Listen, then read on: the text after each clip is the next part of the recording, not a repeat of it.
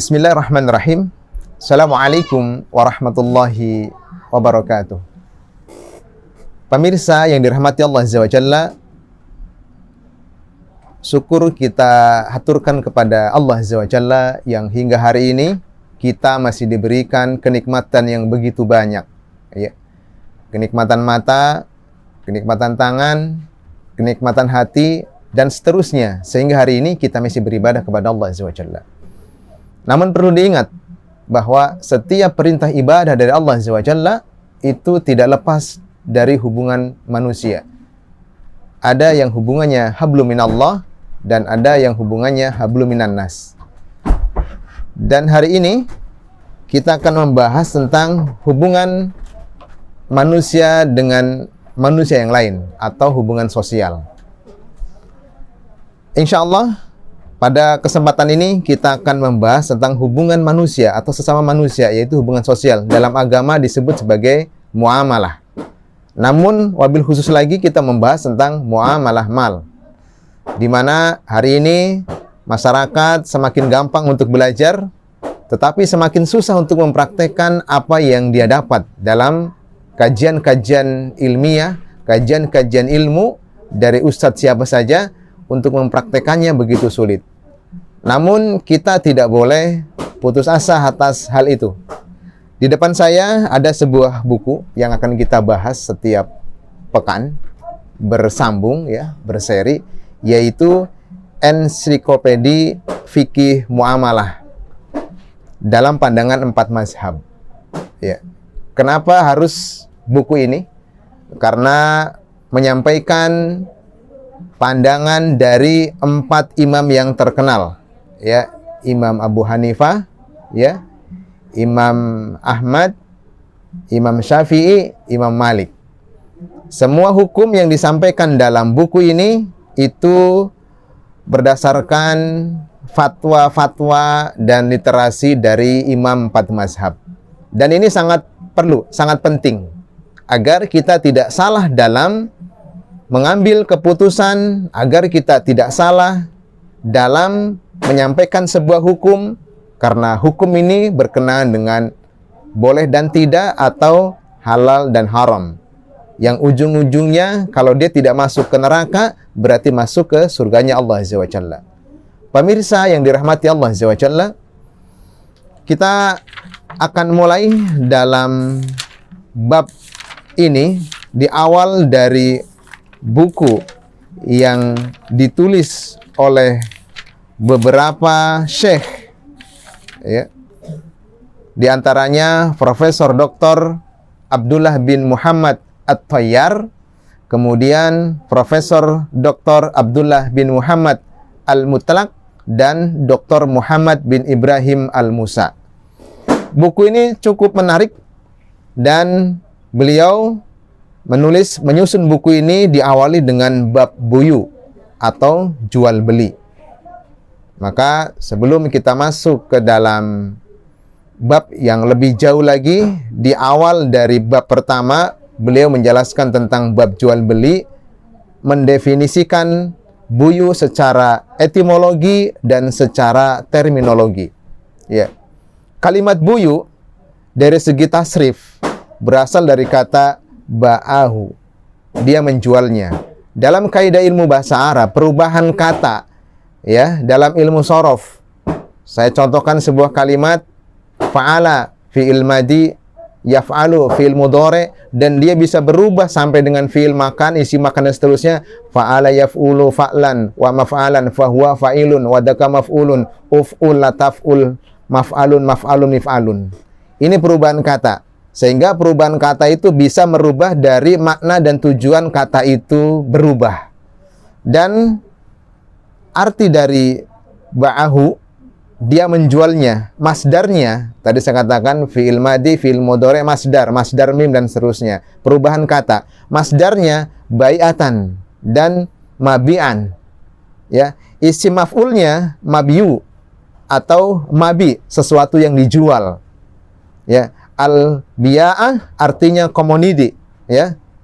Ibtatuhu artinya aku menawarkan untuk menjualnya. Ini pengertian buyu dalam perubahan kata dari ilmu sorof, ya.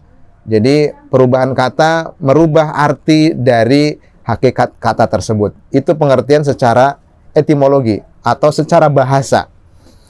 Berdasarkan pengertian di atas secara etimologi, bai berarti tukar menukar atau barter, ya.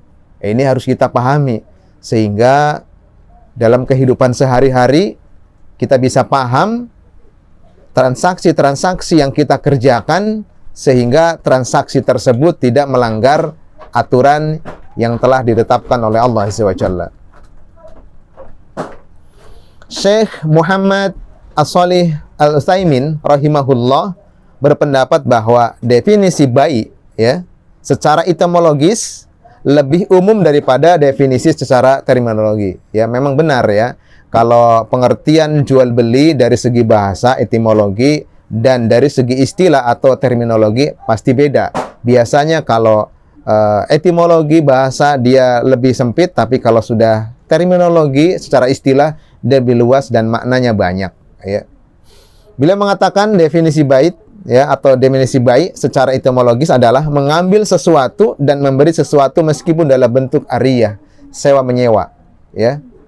Jadi mengambil sesuatu atau memberi sesuatu meskipun dalam bentuk ariyah atau sewa menyewa. Ini adalah pengertian buyu secara terminologi, ya, atau secara etimologi. Mohon maaf, secara etimologi. Pemirsa yang dirahmati Allah Azza wa Jalla, dari sini jelas bahwa kaidah bahasa, ya, bisa merubah atau mempengaruhi istilah-istilah yang ada di dalam kaidah-kaidah bahasa Arab tersebut sehingga maknanya bisa berubah, ya. Kemudian definisi buyu secara terminologis atau secara istilah, ya. Para fuqaha, ya, berbeda pendapat mengenai definisi bai ini, baik secara etimologi maupun secara terminologi, ya. Namun di sini ada beberapa pengertian yang lebih kuat, ya, pendapat yang lebih rajih, ya, pendapat yang lebih masyhur dalam menerjemahkan literatur dari segi terminologi. Yang pertama, ya, penjelasan definisi di atas adalah sebagai berikut, ya. Tukar menukar barter harta dengan harta. Harta mencakup semua bentuk benda yang boleh dimanfaatkan meskipun tanpa hajat, ya. Maksudnya meskipun tanpa ada kebutuhan, ya, itu bisa dibarter. Yang penting orang lain membutuhkan, kalaupun kita tidak, tetapi karena aqdain, dua orang yang berakad itu salah satunya membutuhkan, karena dalam istilah jual beli, ya, seseorang tertarik kepada suatu benda dan untuk memilikinya harus dengan menukar sesuatu itu kepada orang yang memiliki benda tersebut, sehingga orang yang memiliki benda tersebut memberikan benda itu kepada orang yang menginginkan benda tersebut. Ini istilah dalam jual beli, ya, secara umum. Itu yang pertama, barter atau tukar menukar barang. Kemudian yang kedua, pendapat fuqaha secara terminologi yang kedua, manfaat, jasa yang mubah, ya. Maksudnya tukar menukar barter harta dengan manfaat jasa yang diperbolehkan. Syarat mubah dimasukkan sebagai potensi, ya, atau proteksi terhadap manfaat jasa yang tidak halal. Jadi ini lebih umum lagi, selama itu ada orang yang membeli dan ada orang yang menjual atau akidain, ya, maka itu sudah dikategorikan sebuah transaksi. Walaupun transaksi itu baik halal maupun haram. Sifatnya umum transaksi. Ada penjual, ada pembeli, ya. Mau yang dijual itu barang haram, mau barang halal, yang penting ada penjual, ada pembeli, maka dia masuk kategori pengertian jual beli secara terminologi. Itu yang kedua. Kemudian yang ketiga, ya, meskipun dalam tanggungan, maksudnya kata meskipun, lau dalam istilah bahasa Arab itu lau kana, lau, ya, lam, waw, ya. Di sini tidak berfungsi sebagai indikasi adanya perbedaan, tetapi menunjukkan arti bahwa harta yang ditransaksikan ada kalanya telah ada saat transaksi dan ada kalanya berada dalam tanggungan jaminan. Kedua hal ini terdapat dalam bai jual beli. Ini sudah sedikit masuk hampir mendekati salah satu bab, yaitu antara bab akad musawwamah dan akad murabahah. Akad musawwamah itu objek akadnya barang yang dijual atau barang yang dibeli itu ada. Sebagaimana hari ini kita belanja ke warung, ya, kita belanja ke supermarket, itu akadnya akad musawwamah. Barang yang dibeli ada dan uang yang untuk membelinya juga ada. Penjualnya ada, kemudian pembelinya ada. Itu akad musawwamah.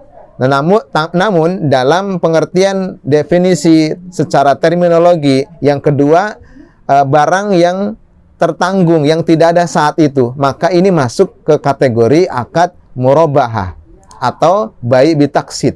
Apa itu bai bitaksid? Uang ada duluan, barang belakangan, atau sebaliknya, barang ada duluan, uangnya belakangan, dengan sistem murabahah atau kredit. Nah, ini semua adalah bagian-bagian dari transaksi bai jual beli yang ada di dalam Islam.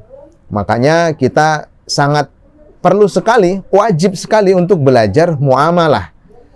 Olehnya pada kesempatan ini, di majelis yang mulia ini, kita harus selalu setiap hari minimal sepekan sekali, kita harus belajar tentang masalah muamalah. Agar setiap transaksi kita yang terjadi, baik di lingkungan kita secara kecil, ruang lingkupnya kecil, maupun lingkungan kita secara besar, kita sudah paham muamalah, sehingga ketika terjadi transaksi-transaksi yang keluar dari syariat Islam, dia secara otomatis tidak mau melakukannya, tidak mau mempraktekannya. Kenapa? Karena dia sudah tahu hukumnya. Hari ini yang terjadi, kenapa umat Islam khususnya sering terjebak dalam dosa-dosa kubangan hitam, salah satunya riba dan seterusnya, goror dan seterusnya, karena berawal dari tidak pahamnya dia terhadap masalah muamalah. Ini tugas siapa? Tugas kita semua.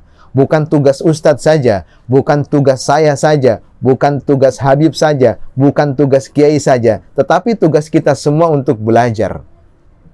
Makanya Rasul katakan dalam sebuah hadis yang masyhur, utlubul ilma minal mahdi ilal lahdi. Tuntutlah ilmu dari mulai ayunan sampai ke liang lahat.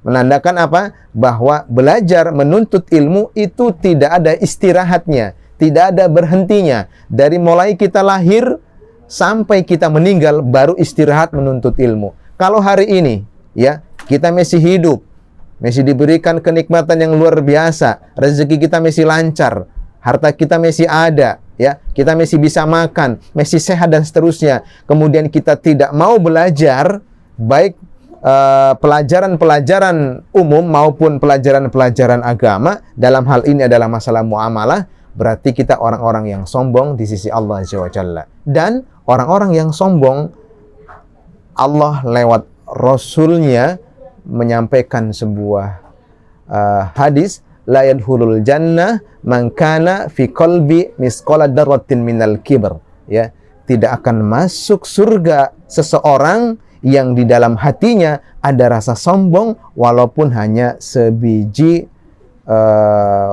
buah yang kecil, ya. Inilah orang-orang yang sombong terhadap ilmu yang diberikan Allah kepada kita. Mari pemirsa yang dirahmati Allah Azza wa Jalla, kita praktekkan dalam kehidupan sehari-hari apa itu jual beli, pengertian jual beli secara etimologi dan pengertian jual beli secara terminologi. Dan insya Allah kita akan sambung di bab selanjutnya, kita masuk kepada rukun, hukum jual beli dan seterusnya, sehingga kita paham betul apa yang kita kerjakan dalam kehidupan sehari-hari ketika kita mempraktekkan muamalah, wabil khusus muamalah mal. Demikian, Assalamualaikum warahmatullahi wabarakatuh.